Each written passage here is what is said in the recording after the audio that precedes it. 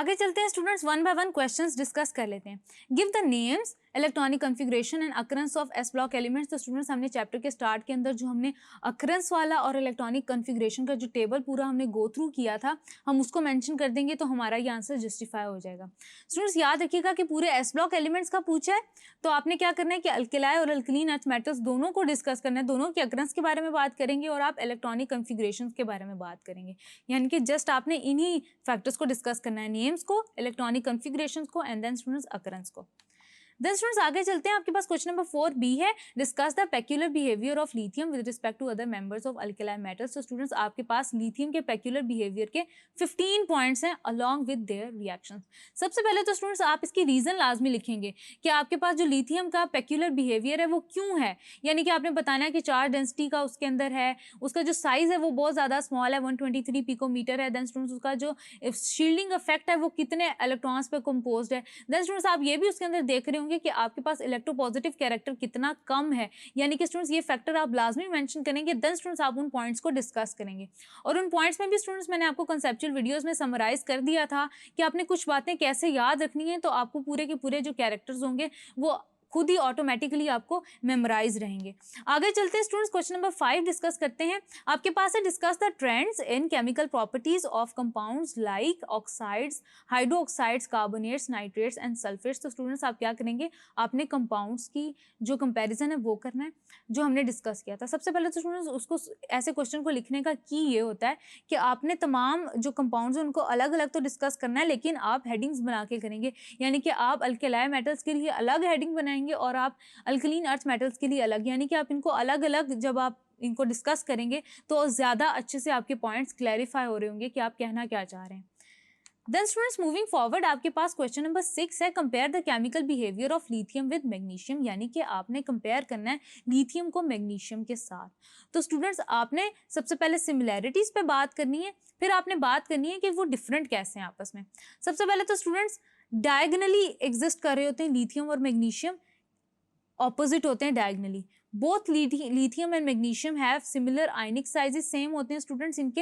ये normal oxides बनाते हैं, यानी कि आपने सिमिलैरिटी वाली बात कर दी। उसके बाद स्टूडेंट्स आपने याद रखें कि जो इनकी कार्बोनेट्स होती हैं वो इनसोल्यूबल होती हैं इन वाटर और ये डिकम्पोज कर जाती हैं अपॉन हीटिंग, वो आपने डिस्कस कर लिया। उसके अलावा स्टूडेंट्स आपने क्या किया कि both lithium and magnesium react directly with carbon and nitrogen to form carbides and nitrides, ये भी इनके सिमिलर रिलेशनशिप्स हैं।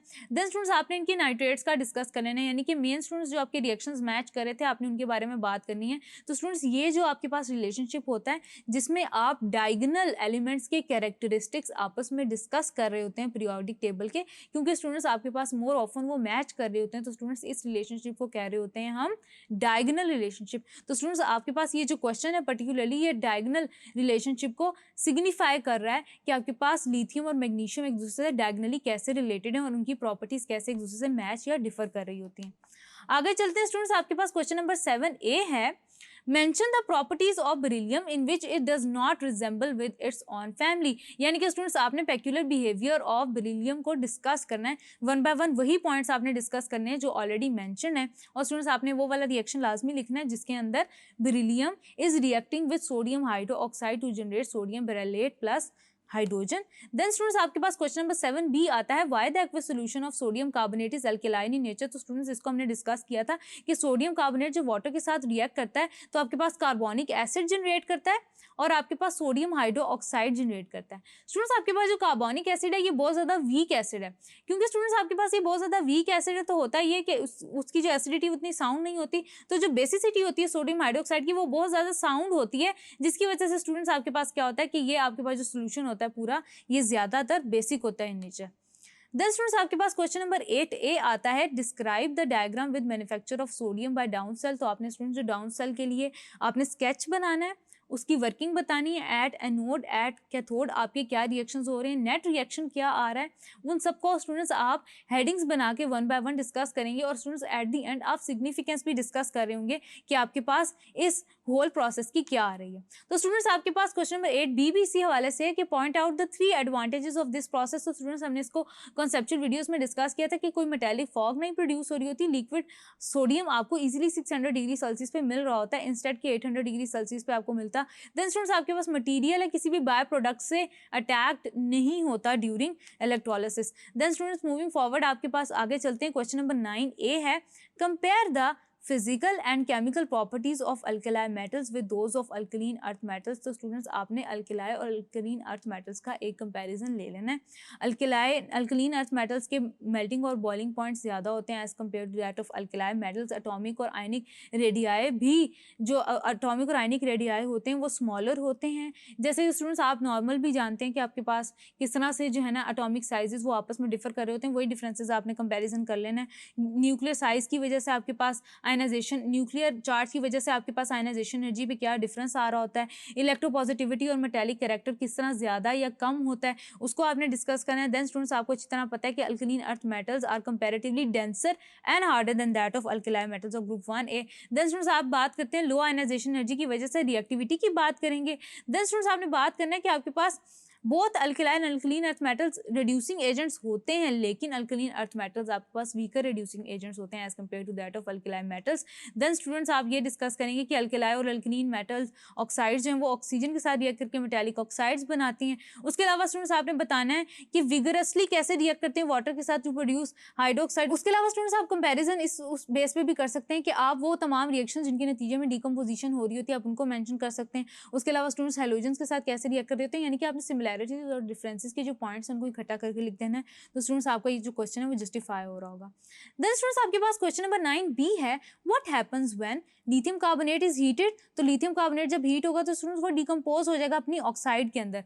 Lithium hydroxide is heated to red hot, तो स्टूडेंट्स आपके पास वो भी डिकम्पोज हो जाएगा into lithium oxide and water. Then students अगर आपके बेरिलियम का रिएक्शन हो रहा होगा सोडियम हाइड्रोक्साइड के साथ, यानी कि when beryllium is treated with sodium hydroxide, तो आपके पास सोडियम बेरिलेट जनरेट हो रहा होगा। देन स्टूडेंट्स आपके पास लिथियम हाइड्राइड को जब आप वाटर से ट्रीट करते हैं तो स्टूडेंट्स आपके पास लिथियम हाइड्रोक्साइड जनरेट हो रहा होता है और साथ में स्टूडेंट्स आपके पास हाइड्रोजन मॉलिक्यूल्स रिलीज हो रहे होते हैं। तो स्टूडेंट्स इनको तमाम को आपने क्या करना है, इनके रिएक्शंस कंप्लीट कर लेने हैं आपने, तो आपका जो क्वेश्चन है वो जस्टिफाई हो जाएगा। Moving forward students question number 10 हम डिस्कस करते हैं, give formulas of the following minerals. Dolomite, asbestos, तो स्टूडेंट्स आपके पास डोलोमाइट मैग्नीशियम कार्बोनेट और कैल्शियम कार्बोनेट है। देन स्टूडेंट्स आपके पास एस्बेस्टॉस, स्टूडेंट्स आपके पास कैल्शियम मैग्नीशियम सिलिकेट होता है। आपके पास हेलाइट सोडियम क्लोराइड है। नाइट्रॉन स्टूडेंट्स आपके पास है सोडियम कार्बोनेट मोनोहाइड्रेट, यानी कि 1 molecule of water of crystallisation attached है। देन स्टूडेंट्स आपके पास डी है, नाइट्रॉन आ जाता है। नाइट्रॉन में स्टूडेंट्स आपके पास ई है, आपके पास बेराइल स्टूडेंट्स आपके पास बेरिलियम एल्यूमिनियम सिलिकेट है। देन स्टूडेंट्स आपके पास सिल्वाइड पोटेशियम क्लोराइड है। फॉस्फोराइड स्टूडेंट्स आपके पास कैल्शियम फॉस्फेट है जिसको आप फॉस्फोराइड कहते हैं। देन स्टूडेंट्स आपके पास आ जाता है सोडियम नाइट्रेट। तो स्टूडेंट्स ये आपके पास हो गए फॉर्मूला। स्टूडेंट्स आपको इनके कॉमन नेम्स भी आने चाहिए, यानी कि जो इनके केमिकल नेम्स हैं वो आपको अच्छे से आने चाहिए ताकि स्टूडेंट्स आपको इनको याद करने में आसानी हो। आगे चलते हैं स्टूडेंट्स, हम देखते हैं कि आपके पास क्वेश्चन नंबर 11 है, answer the following questions briefly. Why alkali and alkaline earth metals are among the reactive elements of the periodic table. क्यों है? आयनाइजेशन एनर्जीज कम है, इलेक्ट्रोपॉजिटिव बिहेवियर ज्यादा है, that is why they are among the reactive elements of the periodic table, यानी कि जल्दी जल्दी react कर जाते हैं। They lose their valence electron easily, क्योंकि वो इलेक्ट्रोपॉजिटिव है, react with other substances rapidly, as alkaline alkaline earth metals give electrons so they are reducing in nature.